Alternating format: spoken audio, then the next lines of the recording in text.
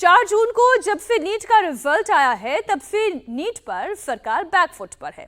अब विपक्ष नीट को लेकर फ्रंट फुट पर खेलना चाहती है। तभी तो पेपर लीक को लेकर जो लड़ाई सड़क पर शुरू हुई थी अब वो संसद तक पहुंची है। मोदी 3.0 के कार्यकाल में संसद का पहला सत्र और राहुल गांधी की पहली बार लीडर ऑफ ऑपोजिशन के बाद एक नई पारी, और वो सरकार को नीट के मुद्दे पर घेरना चाहते हैं। इसके लिए उन्होंने बाकायदा प्लानिंग की। कल ही ये बता दिया गया था कि राहुल गांधी आज सुबह 10:45 पर नीट पर बोलने जा रहे हैं। राहुल गांधी तय समय से पहुंचे और कहा कि वो सरकार से नीट पर चर्चा करने की मांग करेंगे। इसके बाद राहुल गांधी लोकसभा की कार्रवाई में हिस्सा लेने के लिए अंदर पहुंचे। सुबह 11 बजे तय समय से लोकसभा की कार्रवाई शुरू भी हुई। इस दौरान आज राष्ट्रपति के अभिभाषण पर धन्यवाद प्रस्ताव पर चर्चा होनी थी, लेकिन कांग्रेस समेत तमाम विपक्षी पार्टियां नीट पर चर्चा करने की मांग करने लगी। नेता प्रतिपक्ष राहुल गांधी अपनी सीट से उठे।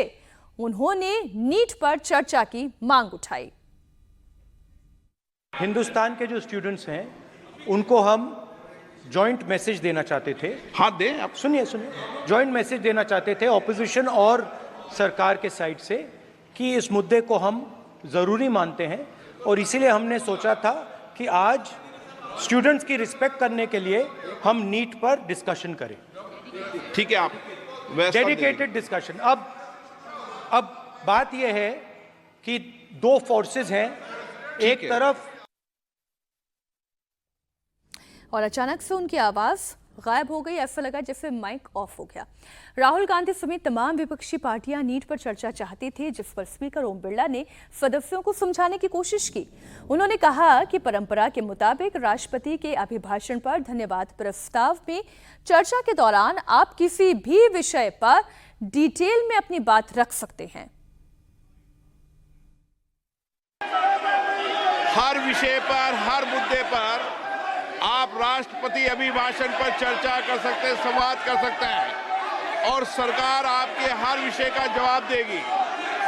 आप नियोजित तरीके से सदन नहीं चलाना चाहते, मुद्दों पर चर्चा नहीं करना चाहते, राष्ट्रपति अभिभाषण पर चर्चा नहीं करना चाहते, मैं पुनः आपसे आग्रह करता हूं, सदन चलाने की जिम्मेदारी हम सबकी है।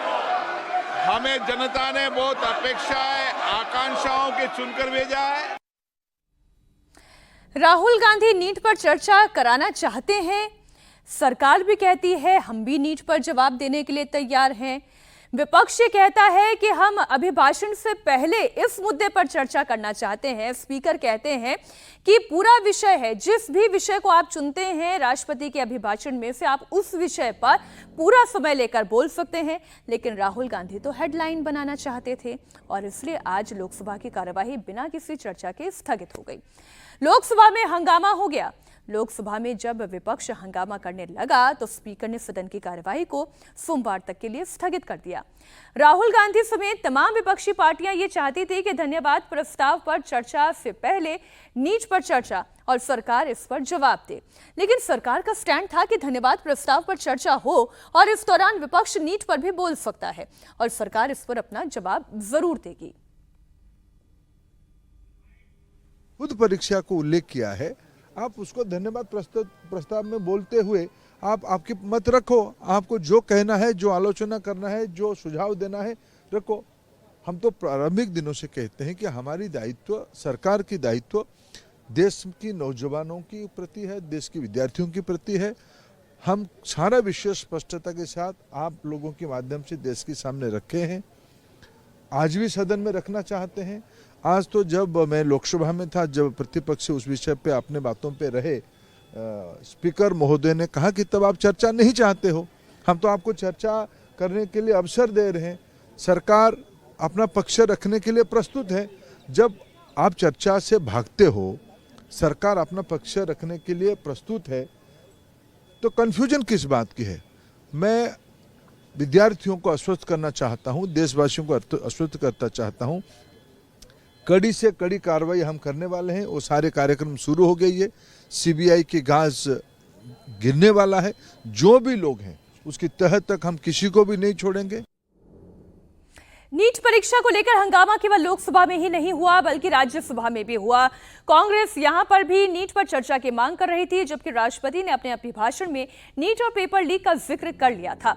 ऐसे में विपक्ष चाहता तो वो नीट और पेपर लीक का मुद्दा धन्यवाद प्रस्ताव पर चर्चा के दौरान भी उठा सकता था, लेकिन जब राज्यसभा में हंगामा ज्यादा होने लगा तो पूर्व प्रधानमंत्री एच.डी. देवेगौड़ा अपनी सीट से खड़े हुए और कहा कि इस मामले में सरकार सीबीआई से जांच करा रही है और जांच पूरी होने तक सरकार एक्शन नहीं ले सकती।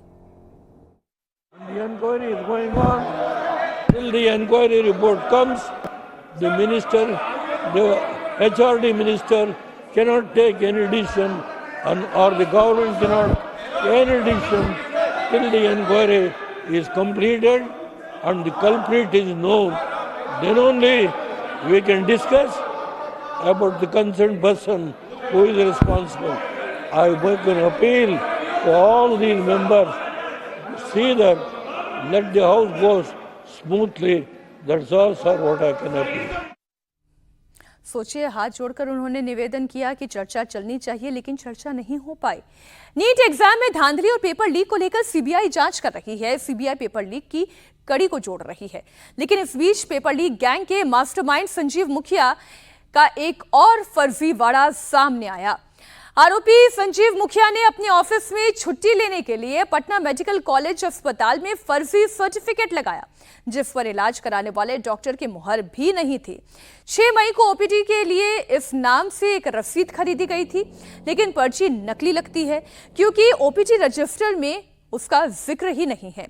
संजीव मुखिया नीट एग्जाम के बाद से ही फरार है। हम राजस्थान में आपको कड़ी से कड़ी जोड़ते हुए अब इस खबर के हर एक पहलू से अवगत करवा रहे हैं। बात राजनीति की नहीं बल्कि बात जांच की। सीबीआई को संजीव मुखिया की तलाश है। ऐसे में आपके मन में ये सवाल उठ रहा होगा कि पेपर लीक में आखिर किरदार कितने हैं, तो आइए उनके बारे में आपको बता दूं। ये किरदार सिर्फ पटना पेपर लीक में जो गिरफ्तारियां हुई हैं या जो पूछताछ हुई हैं उनमें से कुछ लोगों के नाम हैं। पहला नाम तो संजीव मुखिया का है, जो पूरे मामले का मास्टरमाइंड है। कहा यह जाता है कि संजीव मुखिया के पास ही हजारीबाग से पेपर आया और उसके मोबाइल फोन पर भेजा गया।